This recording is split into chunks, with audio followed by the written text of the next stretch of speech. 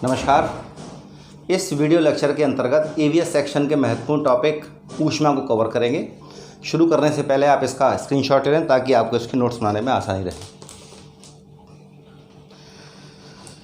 चलिए तो शुरू करते हैं। ईवीएस सेक्शन में ये बहुत इंपॉर्टेंट टॉपिक होने जा रहा है जिसका टाइटल है ऊष्मा अर्थात हीट, और इसके संबंध में कई सारे पहलुओं पर चर्चा की जाएगी। इससे पहले आपने जल से जुड़े टॉपिक्स को समझा, आशा करता हूँ वो सब आपको अच्छे समझ में आया होगा। और ये जो चैप्टर इस समय चल रहा है ये बहुत इंपॉर्टेंट चैप्टर है जिसमें आपको कम से कम 1 या 2 प्रश्न आपको सीटेट की परीक्षा में देखने को मिलेंगे।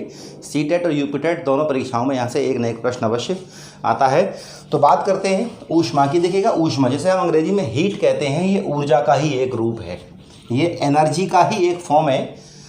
ऊष्मा ऊर्जा का ही एक रूप है और ऊष्मा की उपस्थिति से ही पता लगता है कि वस्तु कितनी ठंडी है या कितनी गर्म है।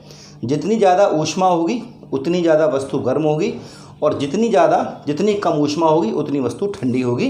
तो ध्यान रखिएगा, ऊष्मा की मात्रा से वस्तु का ठंडा या गर्म होना निर्धारित किया जाता है। जैसा कि मैंने आपको बताया कि जितनी ज़्यादा ऊष्मा होगी वस्तु उतनी गर्म होगी, और जितनी कम ऊष्मा होगी उतनी वस्तु ठंडी होगी।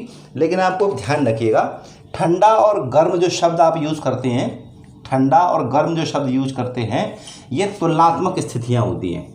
ये तुलनात्मक स्थितियाँ होती हैं। हालांकि कोई वस्तु कितनी गर्म है या कितनी ठंडी है ये डिपेंड करता है उसमें ऊष्मा की मात्रा कितनी है।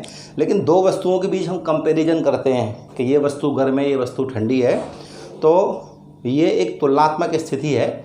हमेशा ऐसा नहीं होगा कि वस्तु गर्म ही हो या हमेशा ये हो कि ये ठंडी होगी। एक एग्जाम्पल से समझिए। मान लीजिए एक व्यक्ति है, उस व्यक्ति के पास 5 लाख रुपए हैं, दूसरा व्यक्ति उसके पास 1 लाख रुपए हैं। तो 5 लाख रुपए वाला व्यक्ति 1 लाख रुपए वाले व्यक्ति की तुलना में अमीर कहलाएगा क्योंकि उसके पास 5 लाख हैं। लेकिन अगर एक व्यक्ति और आ जाए जिसके पास 20 लाख रुपए हो, तो उस 20 लाख रुपए वाले व्यक्ति की तुलना में 5 लाख रुपए वाला व्यक्ति गरीब हो जाएगा। यानी कि अभी वो एक स्थिति में तो अमीर था, लेकिन दूसरी स्थिति चेंज करते ही, दूसरे व्यक्ति से कंपैरिजन करते ही क्या हो गया, वह व्यक्ति क्या हो गया, गरीब हो गया। तो जिस प्रकार अमीरी और गरीबी तुलनात्मक है कि जब एक व्यक्ति दूसरे से कंपेयर किया तो कंडीशन कुछ और निकल के आई, और दूसरे से कंपेयर किया तो कंडीशन कुछ और आई। इसी तरह से ठंडा और गर्म जो होते हैं वो कैसे पद हैं, तुलनात्मक पद हैं। अब आप एक उदाहरण से समझिएगा।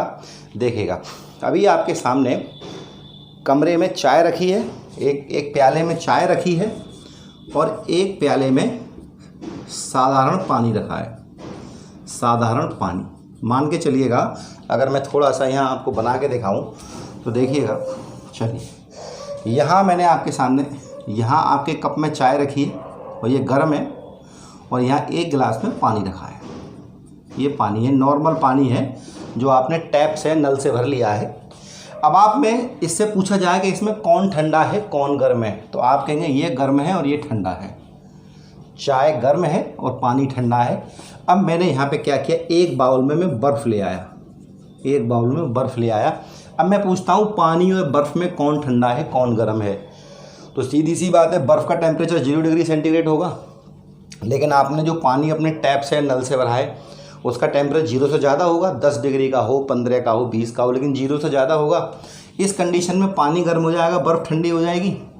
अभी इस कंडीशन में क्या था कि चाय गर्म थी और पानी ठंडा था, क्योंकि चाय का टेम्परेचर 60, 70, 80 डिग्री सेंटीग्रेड कुछ तो होगा, और पानी का 15-20 के आसपास रहेगा। नॉर्मल पानी इतने डिग्री सेंटीग्रेड रहता है। तो इस स्थिति में तो देखें, पानी ठंडा था, चाय गर्म थी, लेकिन जब पानी की तुलना बर्फ़ से की तो पानी कैसा हो गया, अब पानी गर्म हो गया, बर्फ़ कैसी हो गई, ठंडी हो गई। तो याद रखिएगा, ठंडा और गर्म तुलनात्मक स्थितियाँ हैं। जिस प्रकार अमीर और गरीब तुलनात्मक स्थिति है। मान लीजिए 2 बच्चे हैं, एक बच्चे की हाइट 5 फीट है, एक बच्चे की हाइट 4 फीट है। तो 5 फीट वाला बच्चा 4 फीट की तुलना में उससे लंबा है और वो उससे नाटा है। अभी एक बच्चा और आ जाता है, इसकी हाइट 5.5 फीट है। अब 5.5 फीट बच्चे की तुलना में 5 फीट वाला नाटा हो गया और 5.5 फीट वाला लंबा हो गया। तो इस प्रकार से अमीरी गरीबी और छोटा या नाटा या ठंडा गर्म ये निश्चित नहीं होती है, तुलनात्मक पद हैं। जब हम किसी दूसरे के साथ तुलना करते हैं तो स्थितियां चेंज होने पर उनके मान में भी परिवर्तन हो जाता है। जैसे आपने देखा कि पानी की तुलना चाय से करने पर पानी ठंडा हो रहा था, ठंडा कह रहे थे कि पानी चाय की तुलना में ठंडा है, लेकिन जब पानी को बर्फ़ से तुलना किया तो पानी गर्म हो गया और बर्फ़ इसकी तुलना में क्या हो गई, ठंडी हो गई। तो ऊष्मा ऊर्जा का एक रूप है। ऊष्मा की मात्रा से वस्तु को ठंडा या गर्म हम कह सकते हैं। और ठंडा गर्म कैसे पद हैं? तुलनात्मक पद हैं, हमेशा फिक्स नहीं है। कोई चीज़ गर्म है तो हमेशा गर्म रहने वाली है। हमने अगर उससे अधिक गर्म वस्तु से तुलना की तो वो वस्तु उस वस्तु की तुलना में ठंडी कहलाएगी। अगला पॉइंट है कि ऊष्मा हमेशा ज़्यादा ऊष्मा वाली वस्तु से कम ऊष्मा वाली वस्तु की ओर चलती है। मान लीजिए इस वस्तु में ज़्यादा ऊष्मा है, इस वस्तु में कम ऊष्मा है, तो ज़्यादा ऊष्मा से वस्तु की तरफ ऊष्मा की तरफ चलेगी, कम ऊष्मा वाली वस्तु की ओर चलेगी। इसमें ज़्यादा ऊष्मा है, इसमें कम ऊष्मा है, तो इस वस्तु से ऊष्मा किधर चलेगी? कम ऊष्मा वाली वस्तु की ओर चलेगी। तो ये लिखा हुआ है ऊष्मा अधिक से कम की ओर चलती है। तापमान, किसी वस्तु में ऊष्मा की मात्रा उसका तापमान निर्धारित करती है। सही बात है, जितनी ऊष्मा होगी उतनी उसका तापमान ज़्यादा होगा, जितनी ऊष्मा कम होगी उतना ही तापमान उसका कम होगा। तापमान को तापमापी से मापा जाता है, थर्मोमीटर से मापते हैं। आप सब जानते हैं कि तापमान को मापने के लिए हम थर्मोमीटर का प्रयोग करते हैं। और थर्मोमीटर फिर कई प्रकार के होते हैं। तो विभिन्न पैमाने की अगर बात करें तो ये आपको याद रखने हैं। ऊष्मा आप समझ गए, ऊर्जा की मात्रा को ऊष्मा कहते हैं। ऊष्मा की मात्रा से वस्तु ठंडी या गर्म महसूस होती है। वो ठंडा और गर्म तुलनात्मक स्थितियाँ मैं बता चुका हूँ। ऊष्मा अधिक से कम की ओर चलती है। तापमान, किसी वस्तु में ऊष्मा की मात्रा को तापमान से निर्धारित किया जाता है और तापमान को तापमापी से मापा जाता है। विभिन्न पैमानों की बात करें तो पहला पैमाना है सेल्सियस।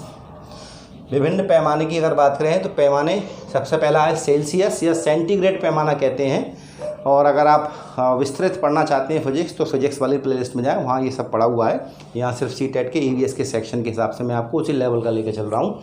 तो देखिएगा सेल्सियस पैमाने पर, देखिएगा किसी भी पैमाने के जब हम पढ़ते हैं तो दो बिंदु देखते हैं, हिमांक देखते हैं, क्वथनांक देखते हैं कि उस पैमाने पे हिमांक क्या है, अर्थात फ्रीजिंग पॉइंट क्या है, और मेल्टिंग पॉइंट, बॉइलिंग पॉइंट क्या है, अर्थात पानी कितने टेम्परेचर पर जमेगा और पानी कितने टेम्परेचर पर उबलेगा, यानी कि उसमें भाप बनना शुरू हो जाएगी।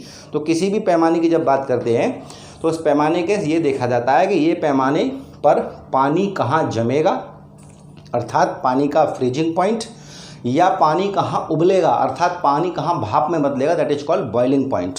तो सेल्सियस पैमाने में हिमांक बिंदु, अर्थात जहाँ पानी जम जाए, वो कितने डिग्री सेंटीग्रेड जम जाता है? 0 डिग्री सेंटीग्रेड पर। क्वथनांक बिंदु या भाप बिंदु, अर्थात जहाँ पानी उबलने लगे या पानी से भाप बनने लगे, उसे कहते हैं बॉइलिंग पॉइंट। तो कितने डिग्री सेंटीग्रेड पर? 100 डिग्री सेंटीग्रेड पर पानी क्या होने लगता है? बॉयल होने लगता है। कौन से पैमाने पर? सेल्सियस पैमाने पर। तो सेल्सियस पैमाने पर 0 डिग्री सेंटीग्रेड पर हिमांक बिंदु, यानी कि पानी जम जाएगा। 100 डिग्री सेंटीग्रेड पर पानी उबलने लगेगा, that is called boiling point. दूसरा पैमाना है फ़ारेनहाइट पैमाना। फ़ारेनहाइट पैमाना, जब भी आप डॉक्टर के यहाँ जाते हैं, डॉक्टर थर्मोमीटर से आपका टेम्परेचर चेक करता है तो वो फ़ारेनहाइट पैमाना ही होता है। तो फ़ारेनहाइट पैमाने पर पानी जमेगा कहाँ? 32 डिग्री फ़ारेनहाइट पर। सेल्सियस वाले में तो 0 डिग्री सेंटीग्रेड पर पानी जम रहा था, लेकिन फ़ारेनहाइट पैमाना अगर आपके पास है तो फ़ारेनहाइट पैमाने पर पानी जमेगा कौन से टेम्परेचर पर? 32 डिग्री फ़ारेनहाइट पर। और पानी बॉयल कहाँ होगा? 2 से 12 डिग्री सेंटीग्रेड, 212 डिग्री फ़ारेनहाइट पर। यानी कि फ़ारेनहाइट पैमाने पर हिमांक बिंदु 32 डिग्री फ़ारेनहाइट और क्वथनांक या भाप बिंदु 212 डिग्री फ़ारेनहाइट। तीसरा पैमाना है केल्विन पैमाना।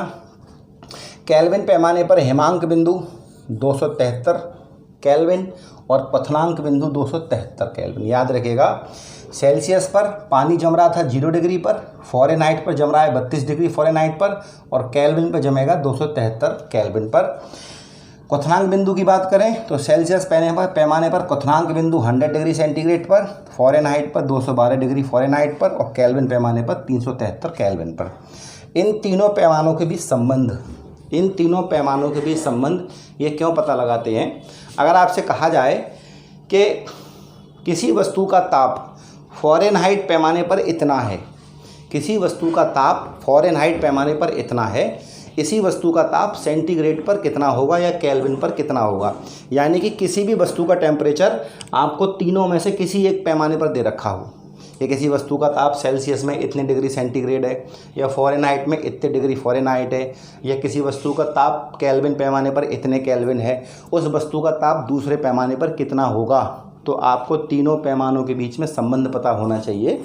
हालांकि इन तीन के अलावा 2 पैमाने हम और पढ़ते हैं, रोमर और रैंकाइन। 2 पैमाने और होते हैं, रोमर और रैंकाइन। चूँकि सीटेट का ईवीएस सेक्शन है इसलिए मैंने चीज़ों को ज़्यादा लेंथी नहीं किया है। फिजिक्स मैं पढ़ा रहा हूँ आपको, मेरी प्लेलिस्ट में फिजिक्स के लेक्चर पड़े हुए हैं। गर्मी ज़्यादा इसलिए मैंने उसको आगे नहीं बढ़ाया है। मौसम थोड़ा ठीक हो जाएगा तो मैं उसको आगे शुरू करूँगा, क्योंकि फ़िज़िक्स बहुत इंपॉर्टेंट सब्जेक्ट है और उसमें समय लगता है। तब मैं आपको इन पैमानों के बारे में और विस्तार से बताऊँगा। इसलिए मैंने यहाँ केवल 3 लिए हैं, क्योंकि सीटेट के ईवीएस सेक्शन में केवल 3 ही हैं। तो विभिन्न पैमानों के बीच संबंध क्या होता है? एक फॉर्मूला है C/5 = F-32/9 = K-273/5। आपको ये फार्मूला याद होना चाहिए। अगर आपको कोई टेम्परेचर सेंटीग्रेड में देता है और फ़ारेनहाइट में पूछता है तो आप ये वाला फार्मूला यूज़ कर लें, C का मान रख दें तो ऐसे करके F का मान निकल आएगा। अगर आपको टेम्परेचर C में दे रखा है, K में पूछा है तो इसे इसके बराबर इसे रख लें तो आपका काम हो जाएगा। फ़ारेनहाइट में दे रखा है, केल्विन पूछा तो इन दोनों को लेना, यानी कि किसी एक में दे के दूसरे में पूछा हो तो आप तीनों बराबर में हैं, इनको रख के आप अपने आराम से, चूँकि सीटेट के ईवीएस सेक्शन में यहाँ से प्रश्न नहीं आते हैं इसलिए मैं यहाँ पे कोई भी न्यूमेरिकल नहीं करा रहा हूँ। कोर फिजिक्स में मैं आपको इसके न्यूमेरिकल भी कराऊंगा, बड़े आसान है। चलिए अब बात करते हैं ऊष्मा स्थानांतरण की, that is called heat transfer, कि ऊष्मा एक वस्तु से दूसरी वस्तु में कैसे स्थानांतरित होगी।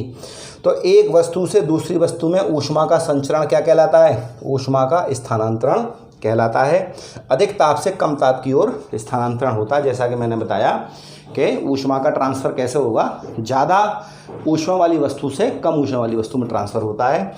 ऊष्मा संचरण की विधियाँ है ना, हीट ट्रांसफ़र की विधियाँ, पहली विधि है चालन, दूसरी संवहन और तीसरी विकिरण। पहली विधि है चालन, दूसरी है संवहन और तीसरी है विकिरण। चलिए तो देखिएगा यहाँ पे मुझे लगता है कि वीडियो 12 मिनट करीब हो गया है और अगले वीडियो में मैं आपको ये समझाऊंगा, क्योंकि ज़्यादा बड़ा वीडियो सही नहीं रहता है। तो मैं इस वीडियो को यहीं समाप्त कर रहा हूँ। अगले वीडियो में आपको ये सब मैं आपको समझाता हूँ।